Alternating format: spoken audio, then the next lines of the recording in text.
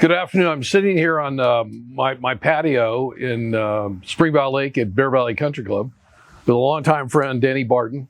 Yes. Danny's been in Spring Valley Lake for 41 years. His own 4 homes, has built a couple of them. I've been here 38 years.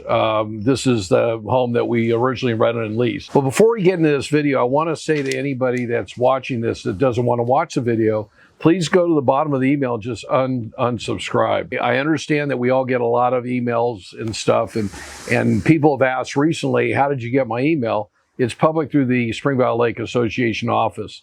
And we've also built an email database over the years. I was involved with Spring Valley Concerned Property Owners for years. At one time, knew like 500 people in here. So for those that are offended that we got their emails, just please delete this email. Please let us know. We don't want to impede our feelings on your time. So with that, Danny has been very much involved. Danny is running on a ticket with Vicky Fitch, with Steve Troop, Rhonda Leon, and himself. And recently, he has been spending a tremendous amount of time down at the post office, volunteering, and in really getting to know a lot of people. And so I'm going to ask him, what kind of feedback are you getting? I mean, not everybody's going to say, yeah, I like this person, I don't like, but what kind of feedback are you getting? Well, I got to say, when you go to the people, it just tells a story, you guys. I mean, the people that happen to live here, it is amazing the backgrounds that they happen to have. But the main thing, Joe, that a lot of people are saying, they're sick and tired of the social media, of all the stuff that's going on. That's the one thing that I hear about so much and all that. You know, they're even talking about even the board members that are current right now and even running, speaking for them. You know, that's been a lot of talk on there. And we see a lot from both sides. You know, everybody's concerned about these electric bikes here. That has been another major thing, you know, that people talk about it. You know, even our infrastructure, they talk about the infrastructure, they talk about the lake. You know, what are we going to do about this lake? I mean, so important. I mean, our greatest asset out here. I sent Joe, and it's been some time ago when Tim Craig got involved. You know, I did a bunch of research. I know we got a great lake committee. You know, I came up with some great ideas for the lake coving. In fact, actually one that they are actually using, that they had researched themselves. But, you know, I hear a lot of stuff on there from the people, but they just want the craziness to stop, for one thing, Joe. You know, because I mean, you've had the craziness even attacking you. Yeah. We want this for the people's voice. You know, this is a ticket that we are running on. You know, if anybody knows Vicky Fitch, I mean, she is just an amazing person when it comes to that. We want people base, and we want to hear from, you know, the community. We want the community involved.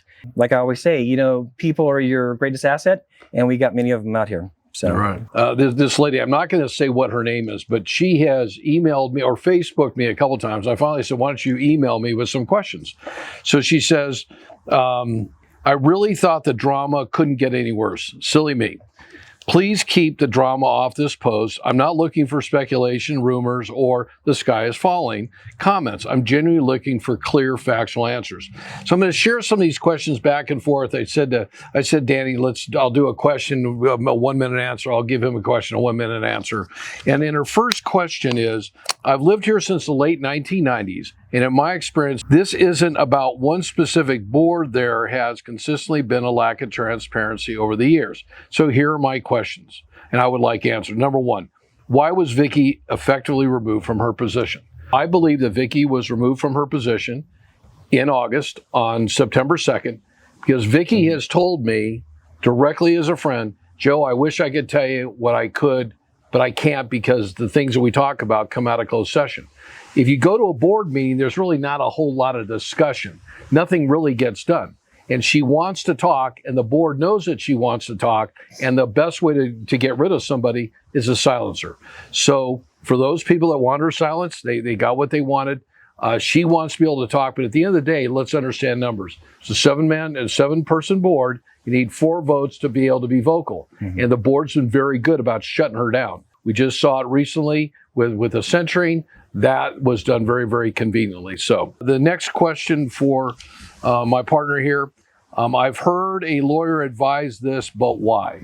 Well, you know, As I have been told, she's contacted the attorney, but the attorney says no, he didn't advise that. So where the truth is coming from, I have no idea. Is it from the board members? I don't know. So I will say this. I know that Vicki has asked for a written confirmation from Stephen Tinley. So Stephen is the Attorney Association's office, I think, are down in San Juan Capistrano.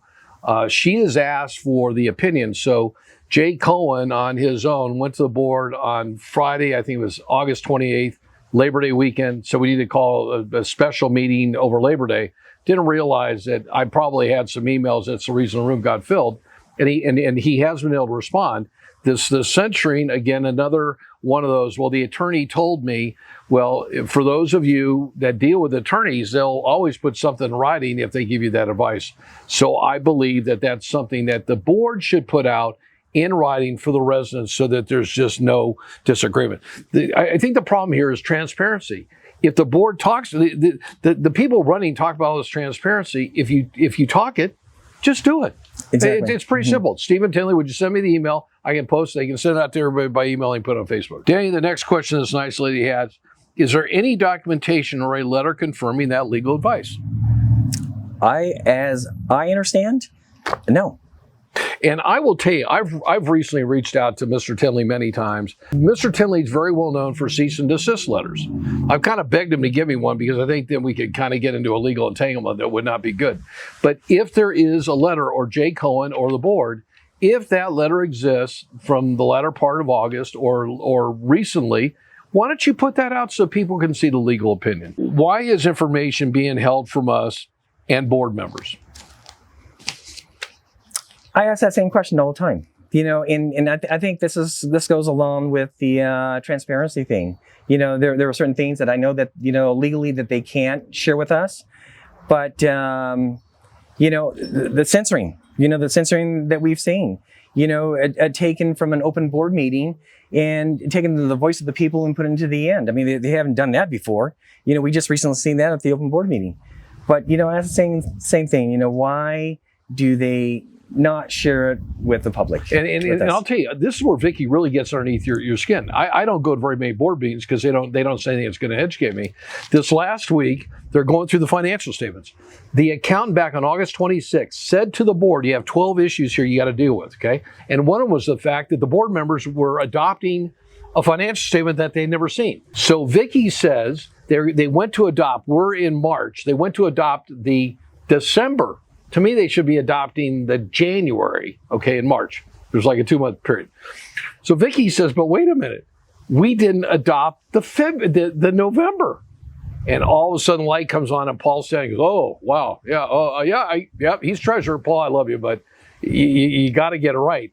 How can you adopt the December if you haven't adopted the February? So that gets underneath people's nerves because now it makes the board look basically stupid for making a motion, trying to get a second, and Vicki says, hey, guys, how can you do that? So they rescinded the motion to go back to November. So I think those are things, things like, I know that she's asked publicly, why was a board member given the right to go down and negotiate the purchase of 4 cars? And where did the money come from all of a sudden? And she can't get a response. I think where the problem is, she's asking a lot of questions, maybe too many, but that's her right to do that. And the board doesn't want to address it. I will say one thing, and I know people have complained that she tables a lot of stuff, and I'll tell you why she tables it. Apparently, and I've heard this from other board members from other boards, the general manager or his office, so Alfred, I'm not picking on you, okay? I'm picking on your leadership and your staff, send to the board members on a Thursday or Friday before the board meeting 500 to 1,500 pages of documents to read. And I don't think that that's the role of the board. I think the general manager's there to decipher that information, cut it down, make his recommendations, go to the board meetings and make some decisions. So that's why Vicki tables as many things as she has, because there's been no discussion amongst the board. What is the current status of the independent audit? Well, they say they're going to finish it by the end of before the election. That's what they've come up with. I personally feel, how convenient is that? But, they are waiting to see from Edie Payne what the results of that is going to be. and we'll see where that lies. But they say by the end of this month, before the election starts. So we'll see. I will say one thing. I understand the forensic audit, the forensic legal audit. That I helped Vicki. She said, "Do you know anybody that's an attorney that deals in this?" And we got introduced to a Sandra Gottlieb, who is a legal expert within the state. She has 5 offices. She put a proposal together, and apparently, I don't know what happened. I've been told, and I've asked Alfred and I've asked Jay, and they won't answer the question, which answers the question for me. Did you redo the proposal to get the outcome that you wanted? And the legal forensic audit was narrowed to get the answer to issues that people wanted. And I believe that's been audited, that's been changed, and that outcome will not come until after the election. Intentionally, I believe. I don't know about you, but well, I think it's supposed to be before the. Well, we'll see. I thought it was going to be before the election. We'll see. So, what information has been requested or provided so far on the legal forensic? I've asked a couple times for the proposal. You know, as a resident, you're almost like kept in the dark here, which I think is creating part of the problem. And you know, you make a request and you don't hear it. You know, what does this process feel so unclear and secretive? If you take it from the beginning here to where they gave the reason the audit there, I think it was the August 26th open board meeting. You know, they gave identified the 12 problems that we have here in the association, and I think she even said on a scale of 1 to 10, it was a 7 and 9 being the worst that she's ever seen. Then you come to the September the 2nd meeting. You know, 7 days later, they take Vicki off. So you know. The whole thing feels very odd to me there, Joe. Yeah. I will say this. I'm going to kind of throw this out. I did it on the last video. Spring Valley Lake is 57 years old. And I think as an association of the residents, we should have a conversation without being rude to each other about looking at outside management. Maybe now's the time that we take a look at the next 57 years and bring in people that can make things happen again. You know, Danny's got a hat on. I just make Spring Valley Lake great again. I think everybody cares. And I know people are upset on Facebook and they want to bash you. And you know, they tell me about stuff at Victor Valley College and blah, blah, blah. You know, it's like, grow up. We're all in the same association. And by bashing each other, all we're doing is driving our values down.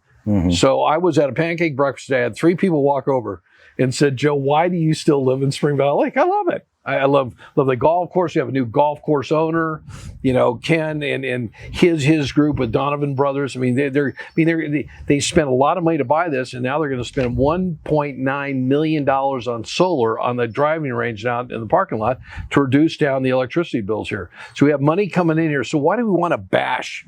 I don't understand people want to bash. You know, if you don't like something, you don't have to live here. Maybe this is not the place you want to live. So, do you have any closing remarks? You know, everybody wants to see a change in here. We definitely want to see this chaos end. We all want to come together. And the only thing I can say is let's make Spring Valley Lake great again there, Joe. We felt this was important to do. I know there's people who are upset about things in social media. I don't like the social media. I responded more to social media today than I think I have in my entire life, and I'm kind of done. But I want to thank you both for coming out here in the wind and setting up the cameras. And I will say one thing, and Tim Craig, if you're well enough to watch this, Tim Craig and I did a video out here before he ran 2.5 years ago. And Danny, I can't tell you how many people say I love your backyard, but I love the fact that you and Tim had a conversation and never forgot. It was just a nice conversation amongst 2 friends that care deeply about Spring Valley. So God bless you all. God bless America. Good job. Okay.